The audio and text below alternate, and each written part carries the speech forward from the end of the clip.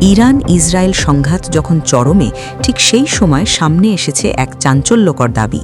বলা হচ্ছে, ইরানের শক্তিশালী মিসাইল হামলায় নাকি নিহত হয়েছেন ইসরায়েলের প্রধানমন্ত্রী বেনিয়ামিন নেতানিয়াহু।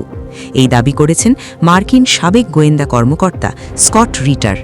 রাশিয়ার সংবাদ মাধ্যম আরটিকে দেওয়া এক সাক্ষাৎকারে তিনি বলেন, ইরানের ব্যালিস্টিক মিসাইল হামলায় ইসরায়েলের বড় ক্ষতি হয়েছে, এমনকি সেই হামলায় নেতানিয়াহু ও তার ভাইও নিহত হয়েছেন বলেও তিনি দাবি করেন।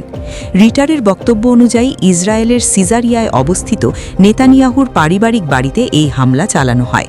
ওই হামলায় ইসরায়েলের জাতীয় নিরাপত্তা মন্ত্রী ইতামার বেন গভিরও গুরুতর আহত হয়েছেন বলে দাবি করা হয়েছে। ইরানের কিছু গণমাধ্যম, বিশেষ করে তাসনিম নিউজ, স্কট রিটারের এক্স পোস্টের বরাত দিয়ে এই খবর প্রকাশ করেছে। তবে এখনও পর্যন্ত এ ঘটনার কোনো স্বাধীন বা নিশ্চিত প্রমাণ পাওয়া যায়নি। এদিকে ইসরায়েল সরকার এই খবর সম্পূর্ণ ভুয়া বলে উড়িয়ে দিয়েছে। এমনকি সোমবারের একটি ছবিও প্রকাশ করেছে, যেখানে নেতানিয়াহুকে দেখা যাচ্ছে বলে দাবি করা হয়। তবে সেই ছবিকেও অনেক নেটিজেন এআই দিয়ে তৈরি বলে প্রশ্ন তুলছেন। ফলে বিষয়টি নিয়ে সামাজিক মাধ্যমে নতুন করে জল্পনা শুরু হয়েছে।